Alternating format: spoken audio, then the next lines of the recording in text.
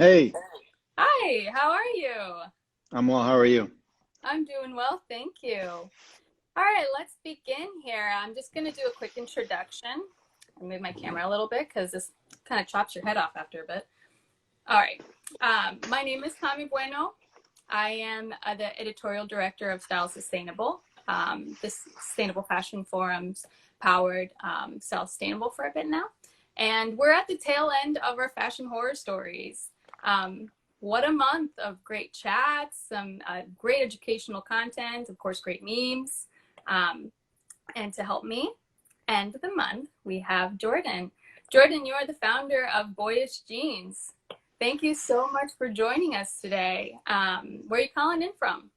I'm here in Los Angeles, California. LA, nice. Is it sunny today? It is sunny, yes. We're Yeah. it's nice and cool. It's around like the high 70s Fahrenheit here, which is the perfect weather I like in California. Oh, nice, nice. I'm calling in from Portland. We had a little bit of rain this morning, but I think it's coming down now, so it's nice. Very Um, cool. so you're here to help me wrap up this week's theme of transparency. But before we dive in, I just want to ask you, if you don't mind sharing a little bit about how you got into the garment industry and why denim. Uh, it was not something I planned on getting into. I think originally when I was in high school, I wanted skinnier, tighter fitting jeans, kind of like Bruce Springsteen, Mick Jagger sort of vibes, like those Levi's that for some reason, every time I went to go buy Levi's, I was like, why are these things so big? And I was like, how do cowboys wear Levi's and they're so tight? I just never really understood it. And I still am thin, but I was really thin when I was younger. So I just started going down to the Salvation Army and the local thrift shops in my hometown and started buying them for like $5, $8, $10, and would cut out what you call the caballo inseam or the feld seam and the inseam and would take my mom's sewing machine and just sew them really awfully too. It would be really crappy. I'd have to go through it a couple times. I didn't even know what size thread to use or anything. And I just started making my jeans tighter. And then I started realizing people were asking me for them. And I realized, oh, this is something kind of unique is, making jeans. And then right after that, this was around 2002, 2004. That was like right at the boom of the premium denim industry. And so I just kind of ended up in LA. And at this point, I was in San Diego, where my parents live and where I grew up. And I moved up to LA to help take care of my grandmother and just kind of fell into it. I started going to the factories downtown to find out more about how they're made, how they're washed. And over the course of the last 12 to 14 years in my professional career, I started realizing that as I got more involved at the factories, I started finding out more about like all the chemicals and all the labor conditions and everything. And since I kind of started from finding out by going there to find out versus being taught in the classroom, it kind of gave me a unique perspective. Nice. Nice. Thank you for sharing.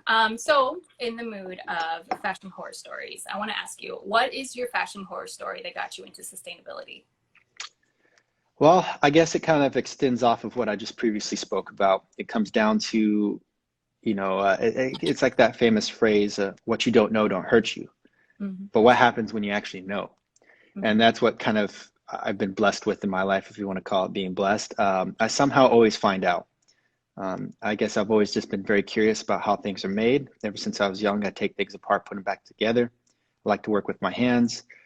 I've never been much of an artist or, specifically with my hands drawing or anything like that. So that's how I kind of fell into making clothing because it was actually a craft where you have to work with your hands to produce it. You have to work with people to produce it. There's science involved in regards to chemicals and in fiber and agriculture. I love plants. I think that Mother Earth is beauty is just in its raw natural form. I grew up surfing. So my horror story is the fact of when you start to find out really what clothes are made of, like the fiber. And for instance, like even now, it's like 12, 14 years later, I'm still finding out crazy information. Like last year, in 2019, that over 70% of the clothing that was made, the fiber that was made, were plastic based fibers. I still sometimes even think about that. And I go back to the numbers to add it all together and I'm like, this still doesn't make sense. It's just crazy. And it's just, that's like the biggest horror of all, because people are Mm-hmm. like, oh, like I'm recycling, which is a whole nother story that I don't even want to get involved in right now, which is its own horror story of what really does get recycled. Yeah. And this is what's crazy because, currently right now, and I'm going to save this topic for later, probably in more discussions about greenwashing, but, people right now are trying to push sustainability with recycled plastic. And I'm like, we need to get plastic out of clothes that are not technical, functional clothes like a ski jacket or some sort of like fireman's jacket or things like that. Everyday clothing, especially fashion-based clothing, Mm-hmm. fleece clothing, activewear clothing. Oh my God, activewear clothing is the worst. They're Mm-hmm. all plastic. And that's what it really comes down to, is that my biggest horror is the amount of carcinogens, volatile organic compounds, neurotoxins, and that's just starting with what's actually in the garment. Once you start to trace that back into like what's actually the reasons why those all got in the garment that you're now putting on the number one largest organ on your body, your skin, comes down to the fact that people don't look into this. People aren't checking. And that's the biggest horror of it all, is the fact that, like, imagine if you're just buying food that said, Mm-hmm. this is healthy food, trust me. And then you find out it's made with rat poop. And it gave you the bubonic plague. Yep. It's just like, that's ultimately what's potentially happening here right now is like, there is a place for plastics, an extremely important place for plastics in our world, especially in our modern world, with technology and lots of things, even functionality within clothing. The properties of plant-based fibers versus oil-based fibers. Obviously, the biggest attribute is going to be hydrophobic versus hydrophilic, which Mm-hmm. means absorb water or repel water, which is very important when it comes to activewear and functional parts of repelling water with things like ski jackets, snow jackets, or things like that. So that's why I'm saying it's just like, but a fleece jacket or sweatshirts or t-shirts that are made with, oh my God, the fleeces shed hundreds of thousands of microparticles of plastics that aren't just plastics, but also they're carrying all these chemicals that are really bad for the world, not just for you, but for the world. And then not only that, you're washing them and shedding them, and then they end up back inside of you Yeah. because you eat them, because they're inside animals now, they're inside water streams. They're so small that particles, filters can't get the particles out. And that's the biggest horror of it all. And this is the reason why I got into what I'm doing, is that I was like, there's got to be a way around it. And then I realized, oh, wow, that wasn't that hard. The most difficult part about it is that it's sophisticated. It's not Yeah. difficult. It's just sophisticated because the innovation is still young, because what it comes down to is plastic fibers are 2 cents cheaper than the cotton fibers. So we're Mm-hmm. going to choose that because we're making a bazillion of them. And that's always what happens, is that the corporations, people need to forget, it doesn't matter how many showers you take. It doesn't matter if you drive an electrical car. What it all comes down to is 71% of the carbon emissions in the world come from 100 of the largest energy companies in the world. So people need to realize the most important thing you can do is do your research on companies and support the right companies that are actually doing the right thing. And this is actually why we launched just recently this week our fiber guidelines that's based on scientific data, mathematics, professional people doing what they're paid to do, that went to school to get PhDs and stuff like that, because that's how important their job is. And I Mm-hmm. don't know why we're the only fashion company in the world that has done this, but this is what we need, is no different than food companies that have to put nutritional facts and they have to get audited and things like that to make sure that we're not poisoning people. But Right. it's just not, I don't understand why then fashion companies get to poison not just us, but they get to poison also the world. Yeah. So that would be my biggest horror story in a very long, and I apologize about that, but a very long No, explanation. you're very educational. And yes, it's true. A lot of the time we do consider, because we've been more exposed to what you put into your, you eat, and then that's what goes into your body. But we're not so much educated as a consumer about what you wear, what goes directly onto your skin and It's that very true. contact. There's Which we'll very talk about. little, Oh, there's very very little little. of that education anywhere, because you have to remember, the corporations don't want you educated, because if you're educated, you're not going to spend money on their stuff anymore. Yeah. And this is the funny thing, is people don't realize, but knowledge is the power, because once you have that knowledge and you know that, and you actually buy the right products, the companies they're going to see this very fast. They're like, wait, we're losing market share. We went down 0.2%. they know something's happening that Right. quickly. And then they'll start to then use propaganda and all these other things to try to make sure that they'll spend as much money as they can to not have to actually change until they realize, all right, they caught us. Now we Right. actually have to go and change. And that comes down to, once again, not giving your money to the wrong people. Even with voting right now, Mm-hmm. like one of the biggest things I did was I looked at all the endorsements and I made sure that no one had oil, fossil fuel based endorsements, because I was like, people, we got to get away from this. It's like, it's 2020. It's not 1890 where it's like, oh, oil, this is so new and exciting. We're going to power the industrial era. It powers our trains. No, it's like, yo, we got so many different ways to do things. Like even right now, they're making plant-based plastics. Doesn't have to use oil. And guess what? Because it comes from plants, you can take those and recycle them, upcycle them, do everything besides downcycle or throw away because it's not important. The only reason why we don't do that is because it costs money. And once again, money is value. The only reason why it actually exists is because people put value to it. Let's just imagine ivory in Africa. If all of a sudden China, because they're the biggest culprit of this, decides, hey, ivory is actually stupid, it's for poor people, then the value goes down, the price goes down. Guess what poachers are going to stop doing? I'm done hunting these elephants. It's not worth my life, because Mm-hmm. that's what it is with these poachers. It's worth their life to go poach this. But because there's such a high value, they actually do that. And these are the comparisons that we have to understand, that we as consumers say, oh, what does my vote count? Or, oh, what does it matter with me? It matters because you put a value to it. If you tell somebody ivory is stupid, like anybody that wears ivory, has ivory at their home, is just a caveman. It's like, you don't have it and you don't worry about it, but putting that voice out there and saying that then motivates other people. And we saw this earlier this year with the BLM movement, because even though that was an extremely disorganized virtue of hatred in all different ways, nonetheless, the foundation of it all is that you express your opinions so that people understand you're progressive.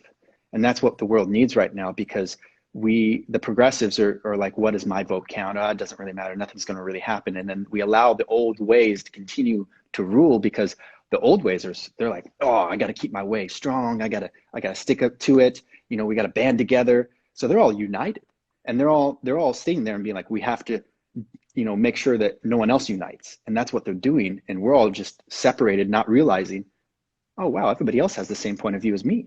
Mm-hmm. So. Yep.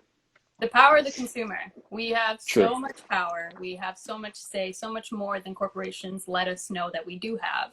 And especially when it comes to voting with your voting in general, or voting with your dollar, all of that counts. Who you support and what it is that you're asking, and contacting these companies, or even, fashion brands that you adore and you want to continue, having them make things. Ask them for these questions. Yeah. Have them have the transparency, which we'll get to in a little bit. But I just want to ask you, what does sustainability mean specifically for Boyish Jeans?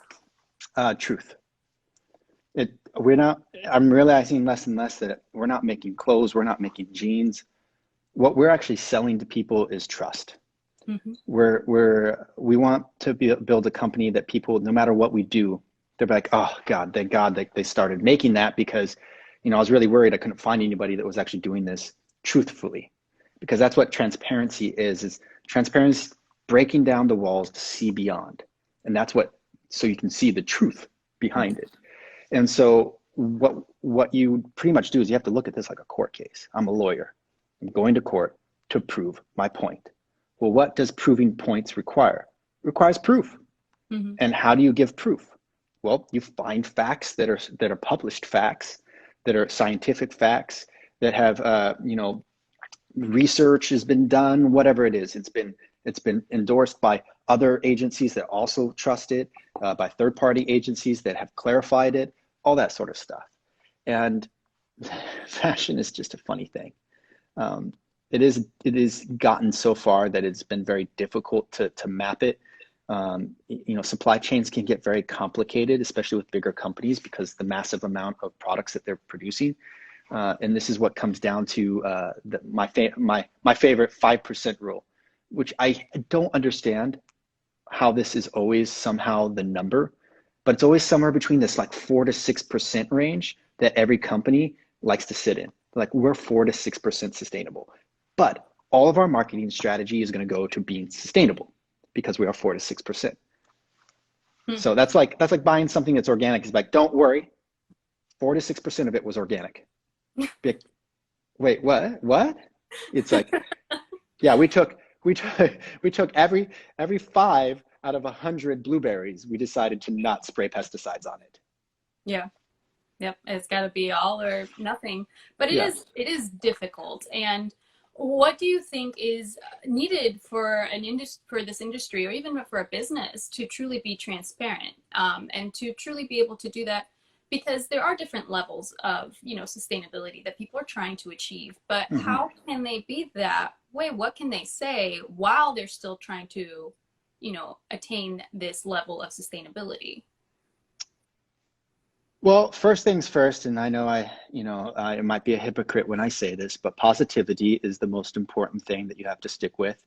Some of the people that maybe work with me would definitely call me a hypocrite when it comes down to this, especially of lately, because I know that greenwashing it's taking over, Mm-hmm. and I think because of the COVID virus that a lot of people lost money, but they also realized that now is more important to have sustainability. So all of them are just trying to cut corners, and so there's a huge push into this like you know 5% sustainable sort of methods where people are, which is my funny, and this is the funniest thing too. And it's tough because I say positivity because I know you're going to want to support sustainable brands, especially brands that maybe are not sustainable that you love and they're trying to make sustainable products. But it just sucks because it's like I'm seeing influencers right now do that where they're trying to be like, oh, I only want to support sustainable products right now, and then I see the products that they're supporting, and it ends up being products that are like it'll be mostly traditional cotton, but then they used like recycled polyester and stuff like that in it or whatever it is, like 6%. Once again, and even then, like with a jean, you have to think about the clarity of a jean's process is that, and a lot of products in general is when you blend fibers together, that means when you start mixing them all up, think of this like a garment is like a recipe, like making brownies, let's just say. You got to get the eggs together with the wheat and the cocoa mix and all this stuff together, the oils, the butters, whatever it is. And, like you have a choice on what kind of ingredients to choose. And you also have a choice, like I can use like gluten-free, or I can use like, like non-dairy based and whatever it is. And each individual choice that you're making has a different higher level of health in regards of how it's going to make you feel. And a lot of people talk about this when it comes down to like when they move to more of a plant-based diet, because they realize like, yeah, the first few months it sucked. I felt Mm-hmm. like shit. And then after you kind of adapt your body to it, and your body starts to realize, hey, I don't have to spend all that energy breaking down all that crap stuff that you're just putting inside of me. Because especially because our bodies aren't really meant to digest meats in the amount that we eat nowadays, that once you take that away, like, wow, I have extra energy. I don't need to drink all this coffee. And then you start realizing, wow, I even have extra money. And then you start realizing, wait a minute. And this is like, it's like the kind of 5 stages of like breakups or whatever it is when you go through all those like different emotions. It's like the same thing when you go through this, because it's like, you realize, wait a minute, like, I was like, I feel better. It's cheaper. It's less resources. And then you start figuring out the sustainable attributes. Like, wait a minute, like one glass of milk is 800 cups of drinking water. And then you start figuring out like, wait a minute, like cows and meat production is one of the largest polluting products of both the oceans and our air. And you're like, wait, none of this even matters. And then you find out, wait a minute, we're feeding the cows and all these animals like 30 times the amount of food that I would actually need to eat to be able to get out of the meat consumption. And then it becomes this whole like overload. And then you're like blasted with like this sort of awokenness. And then it takes a while for you to like downgrade and figure out where you're going to be at it. And then everybody hated you for a little while because you're telling them all this stuff. And then you kind of like level out and you're like, all right, now I understand the balance in life. Yeah. And that's the perfect epiphany of life in general, especially when it comes to this sort of sustainability, because you're going to make mistakes. And a lot of people don't want to make mistakes. And that's why the biggest issue with sustainability with brands is that don't want to tell people that they were wrong or that they made mistakes. And but that's actually what people want to hear. People want to know that you're trying to be human so you can relate, because guess what? If you're human, there is a 99.9999999% chance that you've made a mistake in your life, Yep. because it's called being human, especially when it comes to interaction with other people. Because unfortunately, because we're human, we don't read minds, or at least not yet, or of whatever technology I'm not aware of. Unless you're obviously Facebook or somebody like Yeah. that that's just listening to us right now and taking every single word. And then we got Elon Musk that's then just going to put that advertising technology into your mind. So we can now hear what you're thinking. So then we can serve you more advertisements. But nonetheless, it's just balance. And that's the most difficult thing with transparency, is that everyone's trying to make more and more and more, that they don't want people to see that. They don't want people to see that, hey, in order for us to keep up with like the demand, like for instance, like let's just imagine the wholesale model. People are selling the Nordstroms. Nordstrom's doesn't sell anything. They like to do, I call it entrapment. They want to trap you into this cycle of making them stuff that they can't sell, but they just need to stock their shelves because they got these huge stores that are like circa 1990 before the internet came out. And they just they can't evolve fast enough because they're like the Titanic and there's a big iceberg in front of them. But instead of being like, there's an iceberg, let's figure out what we can do to move around it. They're like, there is no iceberg. That's fake news iceberg stuff. And that's the world that we live in, because even our leaders are telling us that every real news is fake. The fake news is fake. Everything's fake. You can't trust anybody. It's complete chaos. So, and that's kind of what the Wild West was here in the West Coast a long time ago. People barge into towns and shoot people if they want. And then people had a hard time even getting marshals because there's outright chaos. That's what's happening right now in apparel, because you have these big brands that are, like legitimately, even on their website, California is the most strict when it comes to this. They have Prop 65 warnings on their website that says, if you buy our clothing, you have a chance of getting cancer. And people are like, ooh, $5? Yes. Oh my goodness. So in this greenwashing world, which, we talked about, like we have our leaders who are confusing us. We have commercials and things that confuse us a lot. Like, what steps is Boyish taking to making sure that their marketing is, actually marketing sustainability? How do you navigate through these dark waters of greenwashing? That was a big journey. I mean, I've honestly just wanted to publish a report that says, if you want to be sustainable, here's just the steps to follow. And these are the different stages you can be. Like here's stage 1, here's stage 2, here's stage 3, here's stage 4, here's stage 5. Because it literally needs to be broken out in that many different steps to be able to take it from one step to the next. So for instance, in stage 1, it's going to be just find out where everything is, what I call a sustainability report. So if people are making sustainable products, but they don't have a report to kind of just tell you what they're actually doing, that's what you like to call lying to you. And that's like, for instance, imagine school. You go to college. Imagine if you got to grade your own test. Oh, A++, didn't even do anything. But who cares? You get a grade of your test, so it doesn't matter, because we live in a world where respect and truth and all that sort of stuff, it's all out the window. It's way back there. And this is a lot to do with things like social media and all this other stuff that like builds facades or smoke and mirrors or curtains or whatever you want to say. And what we did with Boyish is that, it was a journey of figuring this out. Like I listened to a lot of the other big players that were doing it and find out what they were doing right and what they were doing wrong. And I was always willing to accept that, hey, there's always something we're doing wrong. We just got to find it. We just haven't found it yet. And so we started with making sure we audited all of our factories to make sure that the compliances were correct for our workers and the safety and stuff like that. We wanted to find out where all of our fibers came from, our cotton and stuff like that. And actually in that process, I found out that we were trying to use something called BCI cotton because I thought it was a great step to kind of show everybody, because I came from Reformation where a lot of people can't be like them. There's a unique model that was very unique to them. And I was like, and they don't talk enough about it. So I was like, I kind of wanted to, when I left Ref, I wanted to make sure that Boyish was kind of the stepping stone of being like, start here and this is where you can get to. So I started off not with organic cotton, but something called the Better Cotton Initiative, which they call BCI cotton. And, I was led by everybody that, it's sustainable. And I was like, all right, like y'all the masters, you're the ones that do this. You've been doing it for 30 years. You should know best. But Mm-hmm. really, I just realized that everybody's just being told things without actually checking facts. So Mm-hmm. that's when I saw the guy that runs a shoe brand called Veja. And he said, if you really want to know, just go there and find out for yourself. And he was talking about his organic cotton fields. And I was like, well, that's just about the smartest thing I've ever heard, which is also extremely logical and very basic.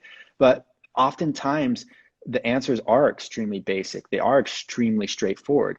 It's just we are, once again, humans, and we like to overcomplicate things. We love to do something too. This is my favorite one. It's called assumptions. We like to automatically put assumptions in place of things without even putting any mathematical, scientific, or any research at all into it. Mm-hmm. And that's what transparency is breaking down. You get third-party certificates to prove what you're doing. You choose fibers and fabrics and machinery processes based off of scientific facts. We call those life cycle assessment reports. That means, and you can find out more about this on Boyish's fiber guidelines.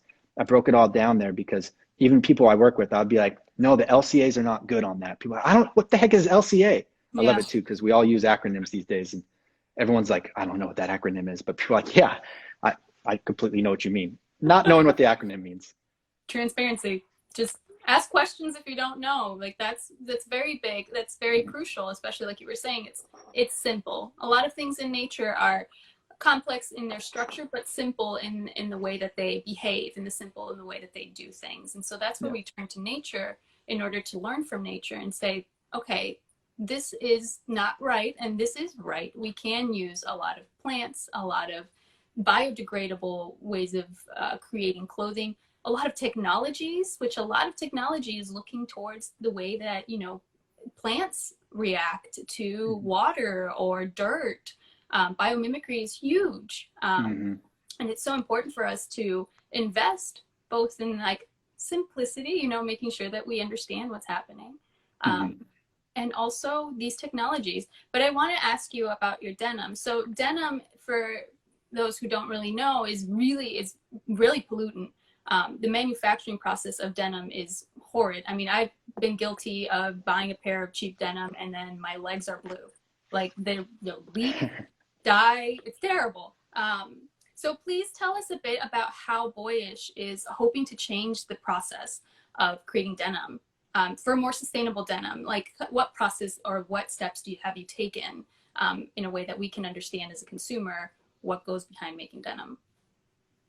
Yeah, I mean, the first thing is I'll remark upon the indigo bleeding comment that you just made, because that is not a precursor of quality denim.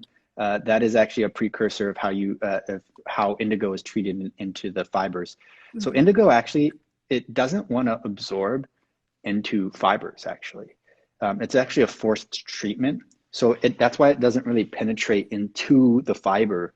And that's why when your jeans, they go lighter and lighter, is because it's actually chipping off. That's the uniqueness of it. Now, the difficult portion of this is that a lot of the indigo dyes are actually made from, believe it or not, oil. Yes, almost all dyes nowadays are made from oil. They're all oil derivatives. They're byproducts of refining gasoline or petroleum. Almost everything is. Plastics, most of your clothes are made of polyester or polyamide. That's a byproduct of refining petroleum. Then they're dyed with byproducts of petroleum making dyes. And then they're treated or printed with things too. Once again, like for instance, we changed all of our black inks to this really cool lady here in LA. Her name's Jane, and she has this great company that uses actually recycled wood products to build a cellulosic base of pigment for black inks called nature coatings. And we started replacing all of our black inks with that because we realized carbon black, that's the traditional pigment that you use for black inks. You're talking wrappers, t-shirts, paper, a lot of different things. The crazy amount of carcinogens, VOCs, and neurotoxins that are inside of this specific chemical that has literally been made and not changed for decades. And so these are the things that we have to realize, is that the only way to really truly refine producing products that are maybe better is to figure out what the ingredients are. That's why I always go back to food. Think about the restaurants that you're going to that are like, I buy my food from just some big mass manufacturer like Cisco or something like that, and they drop it off with a big truck that runs on diesel. And then there's people like, well, I have a nicer sort of organic people that get it from different places. And then the next step further is like, I buy only seasonal vegetables directly from the farm. And you taste the difference. And that's the same thing with clothing, is that clothing, when you get down into it and you find people that truly love what they're doing and they're trying to find the best materials, the more natural materials, then you start to figure out that this product is unique.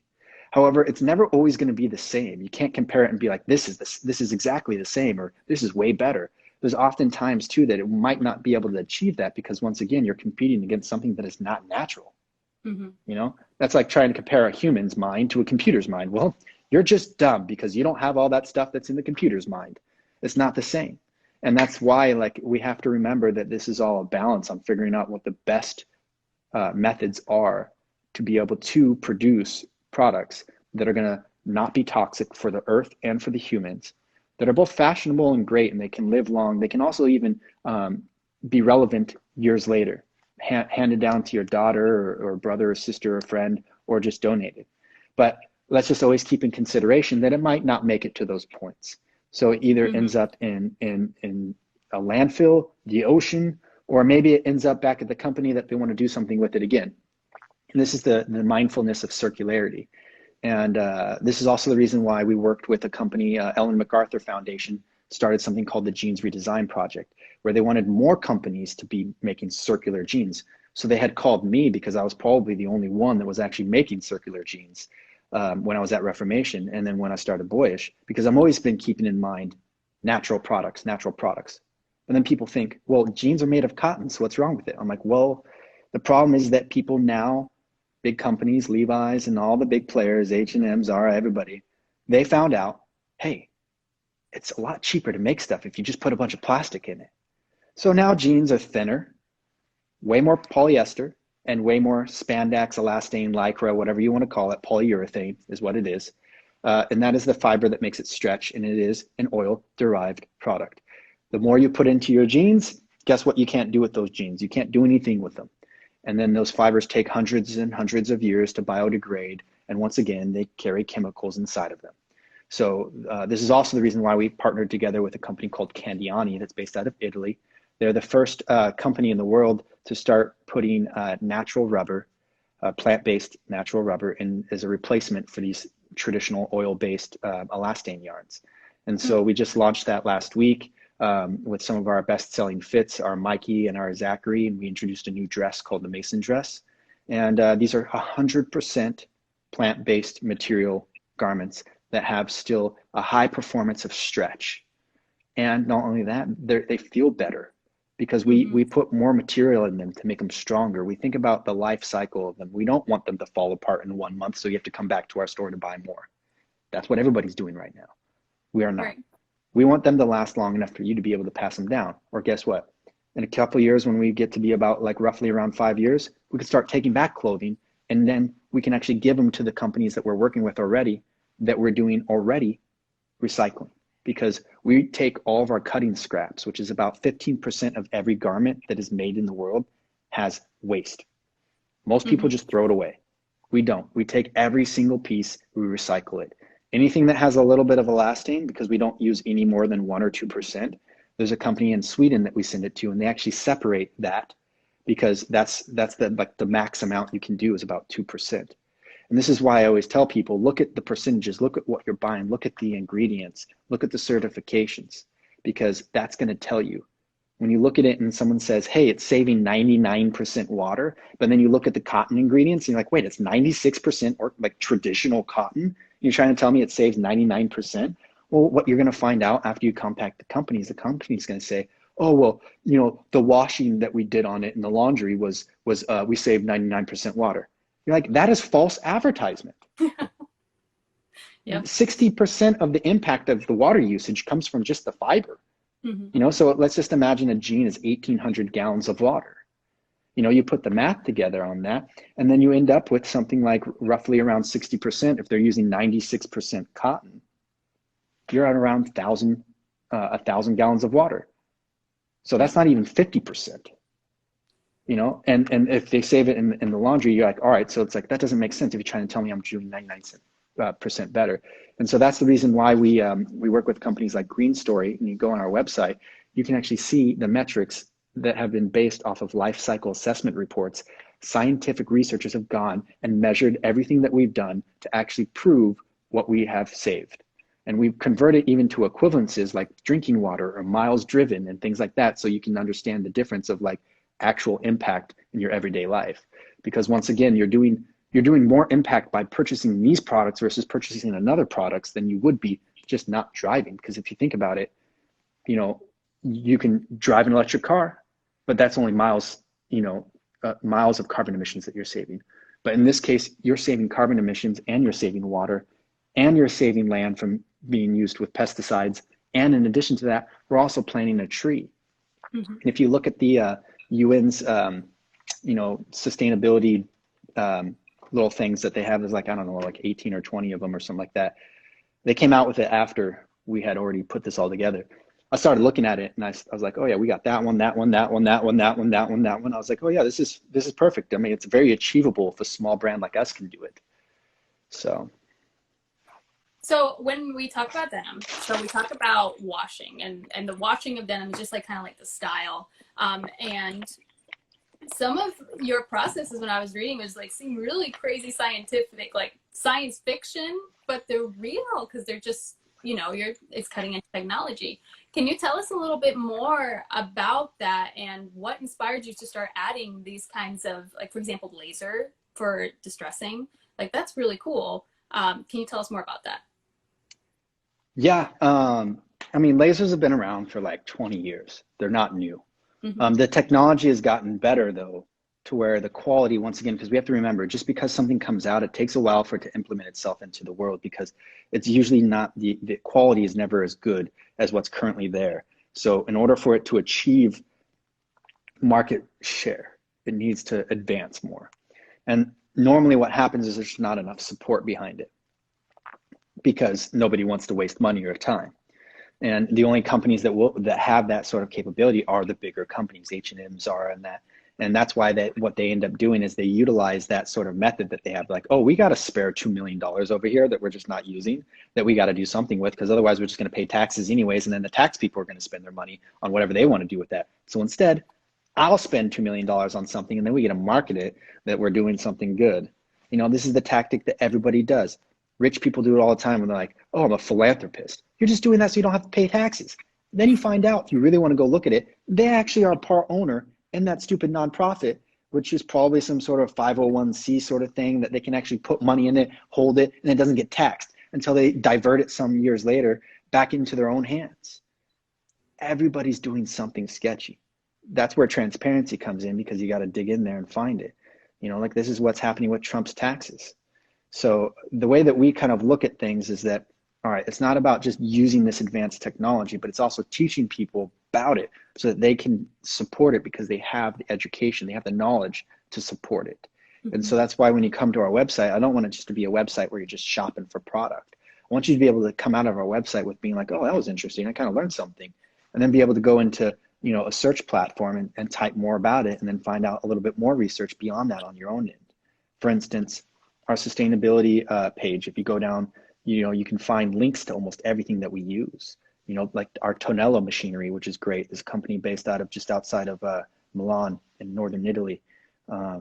They work on really advanced machinery that really reduces not just the amount of water you're using, but the amount of time, the amount of natural resources. Jeans use something called pumice stone to stone wash. Well, that has to be mined out of the earth and then transported to these places.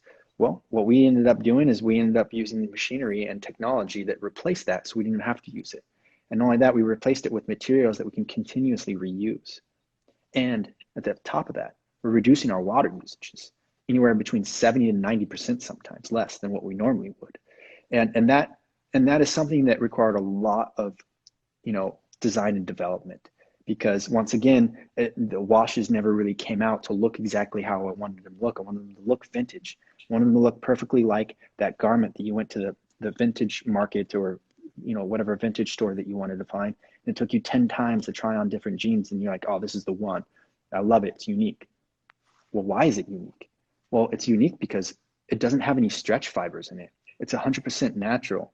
And most likely it's old enough to probably even have natural indigo dye. Hmm. And so we just took these attributes to go find out what it meant to do that. We put it all together and we realized, hey, the more natural based fibers you're using, like for instance, if you take organic cotton, recycled cotton, and one of my favorite fibers, Tencel lyocell, that comes from a company out of Austria called Lindsay, where they're actually taking eucalyptus trees and using the cellulose from them to then use a completely closed loop cycle that reuses everything in the process, 99.9% of it actually, into making this beautiful fiber that's actually better than cotton, natural too, in that sort of bit. And you put them all together, you put that with natural based indigo dye, the Tencel actually absorbs the dye even a little bit more, which then means you don't have to dip it and use as much chemicals and as much energy. Then you put it into these new advanced machinery. The new advanced machinery actually reacts better because guess what? The advanced machinery is using something called enzymes, which are also natural, combined together with natural stuff. Natural, natural, natural. What do you have? A beautiful thing afterwards. It's all natural, completely recyclable, upcyclable, which means we can then take everything, recycle it. I saw a question come in with about how many times can you recycle your garments? Well, you can keep recycling them because of cellulosic recycling. So you're like, cellulosic recycling means you're using the cellulose-based properties of the fiber itself. We use mechanical recycling just once. So that means we're actually, we recycle all of our scraps and we're able to recycle jeans one time. And then otherwise it goes into something called refiber technology, which is actually the same company that makes Tencel. And then we combine waste scraps with the eucalyptus pulp to create a sort of recycled lyocell. And you'll see that a lot in, like, for instance, we have zero waste knits. We do all that with our t-shirts and sweatshirts. Makes them super soft, makes them strong, and makes them sustainable AF. Yeah, amazing. So I just want to remind our viewers that we're going to go into a period of asking questions here in a few minutes. So please use the little app. See the little button back down there? That's the question mark. Put your questions there so it's easier for me to see, so that way I can ask Jordan these questions. But what advice do you have for businesses that are hoping to become more sustainable? Where should they start looking, as you did? You know, you did a lot of research. You had to, you know, that's probably the harder part for a lot of these businesses, especially businesses that have been around for a long time. To turn around that ship is a big deal. But where can they start looking today, or even small businesses, you know, people who want to start creating brands that are more sustainable? Where can they start looking to make sure that they are complying with these standards that we need for sustainability? And what steps they can use, you know, to kind of have the sustainability report that you did? I mean, once again, the first step is figuring out where you're at. So building out that sustainability report, finding out where everything is, and you know, reaching out to people that are maybe professionals. There's a lot of subcontractors and freelancers that specialize in this sort of work, and in allowing them to come in there to give them your feedback. I'm a big fan of gathering feedback, not just one person. So it's also important to span out. Joining an organization that focuses on this is really important. The Sustainable Apparel Coalition, Textile Exchange, Oecotex, the ZDHC. All those are great organizations that can help connect you to the right places. For instance, Sustainable Apparel Coalition has something they call the Higgs Index. They apply life cycle assessments to then judge and rate fibers, so that then you can figure out which ones you want to use. Then there's, in addition to that, there's Oecotex has something called their Eco Passport, which has connections to vendors all around the world that are Oecotex certified. And these are powerful tools because, once again, it helps you from actually making mistakes, which is the whole point here. Helps you identify mistakes as well. On my end, I always say fiber is the biggest thing you can do. So the material, it always starts with material. The factory is such a small little thing. I mean, yes, human rights are extremely important, but it doesn't matter if you have an ethical factory, because that's still only 10% of the impact, if that. Most of the impact is coming from the materials that you're using, because the supply chain of the materials is so much bigger than the factory supply chain that's just cutting and sewing it. Mm-hmm. So that's why I talk a lot about materials. It's why I talk a lot about machinery and chemicals, because that's everything that's happening out there. For instance, a lot of people don't realize, because they think, oh, bamboo is sustainable. Bamboo this, you're going to go on probably Net-a-Porter, or you're going to go on probably Nordstrom's or Shopbop, or somebody that has like a sustainable section, that hasn't really done their research, and they're going to tell you once again, hey, this is sustainable, and it's not. So that's why you want to figure out what is and what's not. Bamboo that's made into viscose, there's probably a 95% chance that it's not sustainable.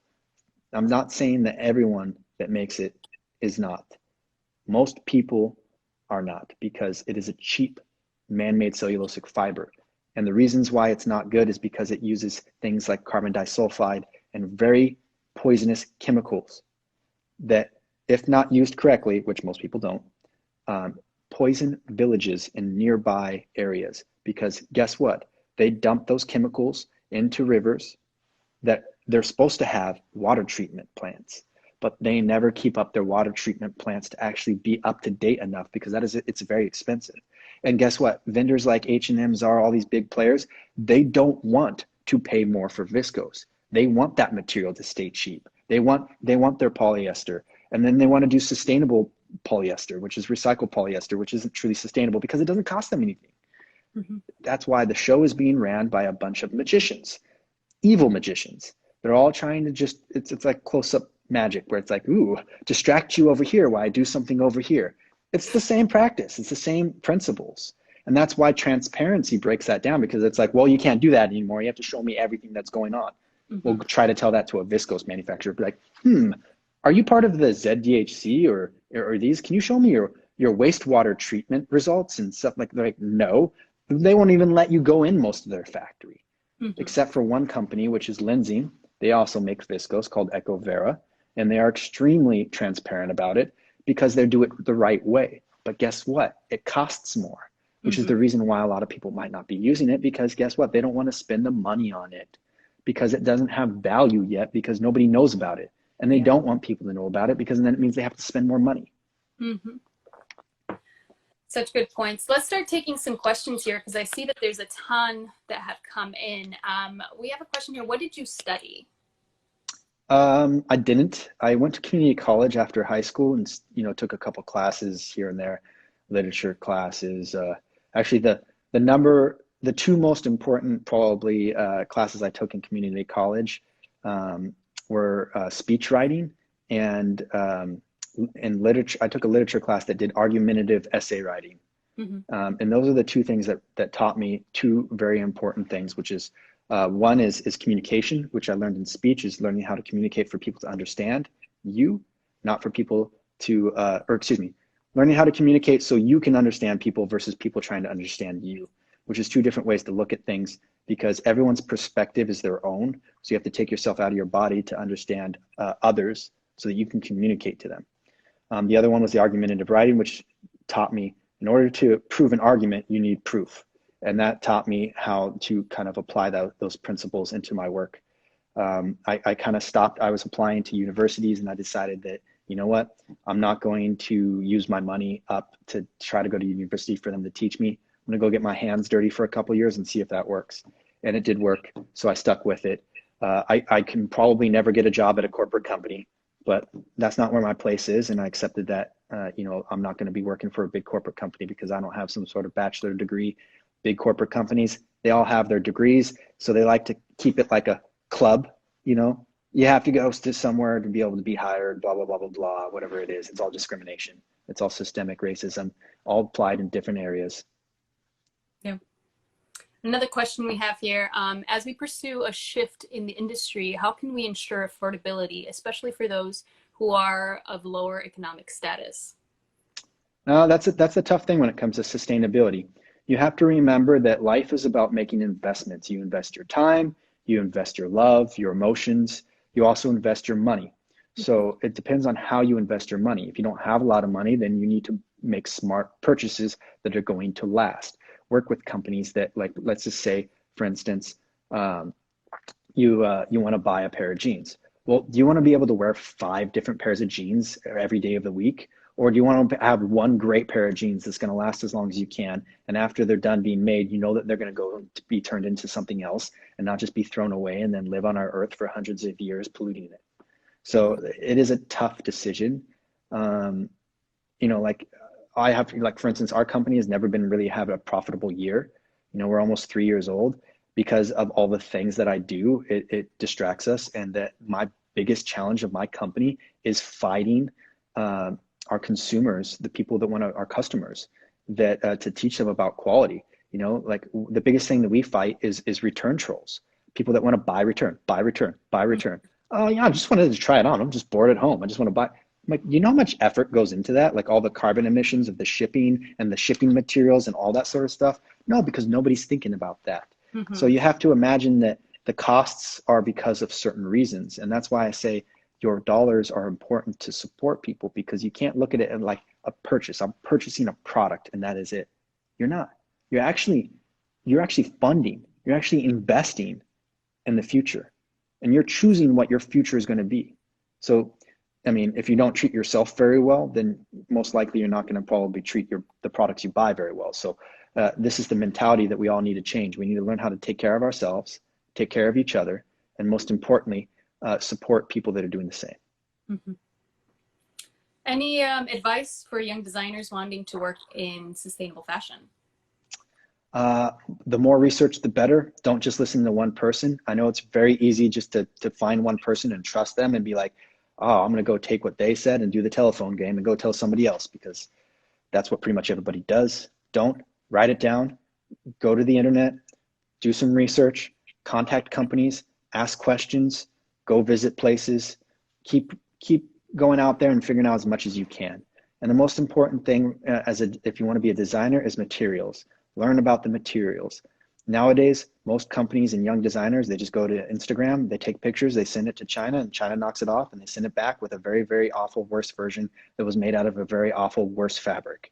So we got to stop that. Yeah. So, it's not going to be an easy path because it's going to be very foreign, but after years of doing it, you're going to become the leader in your industry eventually, as long as you have a passion for it. And you have to be willing to make mistakes, and you have to be willing to be wrong and be challenged, so that otherwise you won't evolve. That's where evolution comes from. Evolution comes from the stress of being challenged. What yarn do you use for sewing? Do you use zippers, buttons, labels? I traditionally try to use button flies because naturally they're easier to recycle, because it requires less material to be taken apart. So you have to imagine that usually recyclers, what they're doing is they're just taking scissors and people are cutting around all the areas that have all the things that they don't want, which is an important question why you asked about the thread, because the thread is also important. If you want to mechanically recycle a pair of jeans, you pretty much need them to be 100% natural fiber. That means they need to either be made of cotton, linen, any man-made cellulosic fibers, even though I know that I talk badly about viscose, but you also, viscose would be considered one of those, but like lyocell-based fibers like Refibra and Tencel, Modal, which is also a great one as well.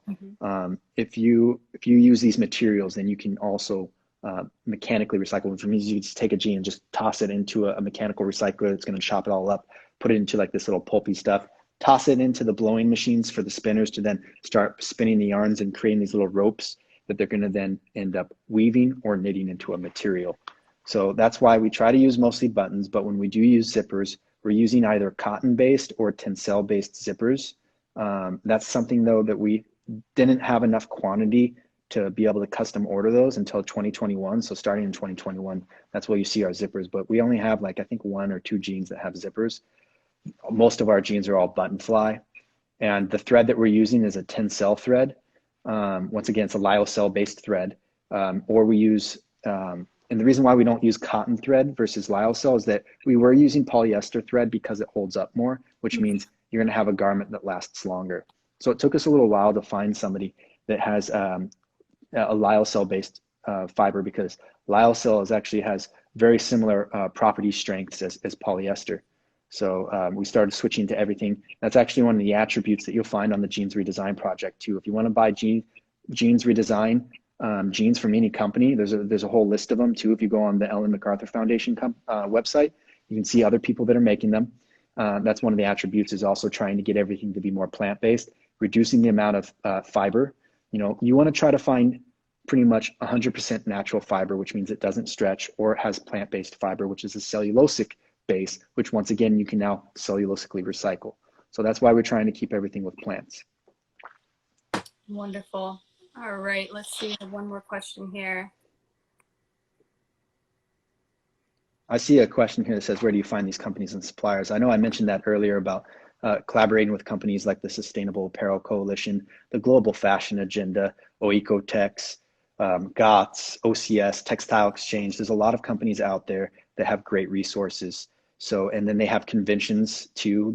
They're doing them online. For instance, I think that Textile Exchange is about to have one online within the next week or so. These are great resources to find. In the denim world, Kingpins, #1 best denim show that you can go to find out more resources, to find vendors. But once again, don't allow people to tell you what is sustainable. You have to find out, because you're going to get a lot of people trying to tell you that recycled polyester is sustainable. And it is, but in very, very limited formats, and definitely not in jeans. Real quick, I want to ask you, we're almost to the end of our time here, but what message do you have to consumers who are wanting to support sustainability and sometimes are victims of greenwashing and are finding themselves to be very discouraged? Yeah, I touched on this earlier when I was telling you I have friends that are influencers that are trying to be more sustainable, and it's really sad for me to see them be manipulated. Mm-hmm. And it's tough. So that's why I tell everybody, look at what it's made of. That's the #1 property. I hate to call out brands, but I know Bernie Sanders earlier this year called out Everlane on union busting, but I would like to touch on the fact that they are not a sustainable company. They are what they were trying to say is an ethical company, which means they should have compliance audits for all their factories, and it should be like sort of similar to fair trade and that sort of thing. But they didn't have any transparency to really prove that, which there's a lot of investigative journalists also have proven that companies even like H&M and Zara are more transparent than even Everlane. But if you go into their store, you can just look at their labels. They have triacetate, polyester, polyamide, all the #1 bad fibers. And they have no transparency to prove anything on the certifications or toxicity of any of that. For instance, like Oecotex, we're a partner with them. There's very few brands, especially denim brands, that are Oecotex certified, because it's not easy. You have to send your physical garments already made to them, and they test them for everything. That's like what you have to do with baby clothes. So practically our clothes are the same quality and compliance of baby clothes.